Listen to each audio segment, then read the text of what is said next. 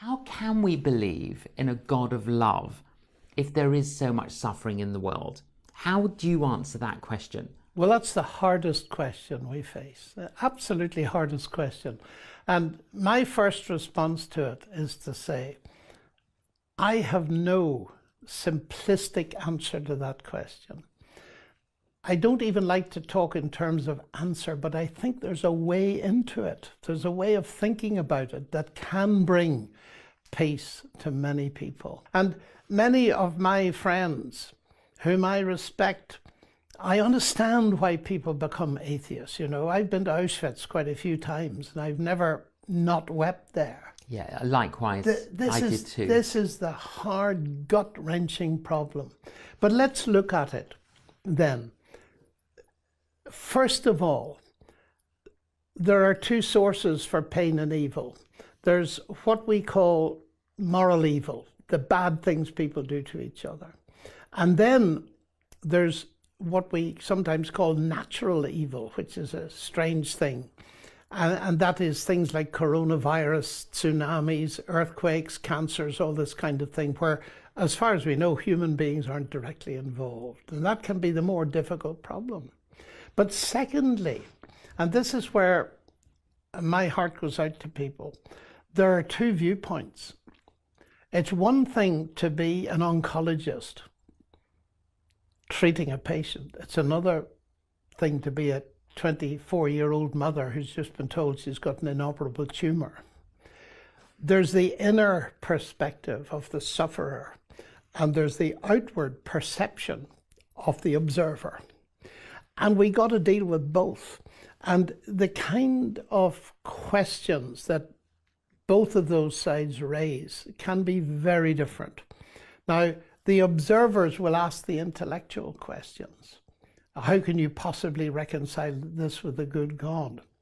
But then I want to say, so you're an atheist then? Absolutely. I've given up on God. Many people have sat and told me straight, I've given up on God when I heard these various things. I said, it's evil, isn't it? Yes, it's absolute evil. Where do you get your concept of evil from? Yeah. Because look, one of your fellow atheists is a man called Richard Dawkins. And he follows the atheism down and he comes to the conclusion, this universe is just as you'd expect it to be. If at bottom there's no good, no evil, no justice, DNA just is and we dance to its music. But I said, look, I'm puzzled. If there's no good and no evil, why are you talking about a problem of evil? You've actually got rid of moral concepts.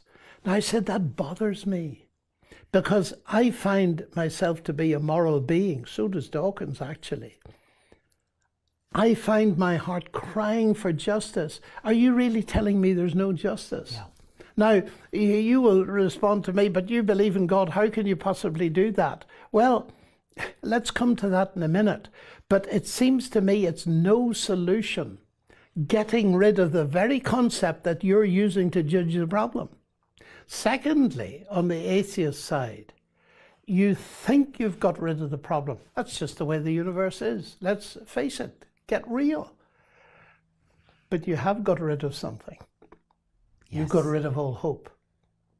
Atheism is a hopeless faith.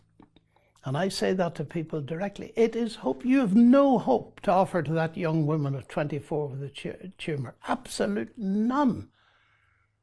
So that's a dead end. Atheism doesn't work. It gives you a kind of temporary satisfaction, but in the end you have no hope. You have defined it out of existence conceptually, and you've no actual hope because there's no life after death. Now, I'm a Christian. How do I begin to square it? And I say, well, at the heart, and this is coming right to the heart of it directly. Depends on the person, of course, you want to engage gently with, because people are hurting, their nerves are raw, they've lost a relative and all that. But I say, you know that at the heart of Christianity, there's a cross. That is suffering and extreme pain. Now, try and come with me, if you will. I know you might find this very difficult to accept, but the Christian claim is that the person on the cross was God incarnate. So if that is true, and just come with me, if that is true, we can legitimately ask, what is God doing on a cross, if I might put it that way? And surely, doesn't it show you that if that is so, then God has not remained distant from the problem of suffering, but has himself become part of it? Now, I think that's the beginning of a step, but it's not the final step.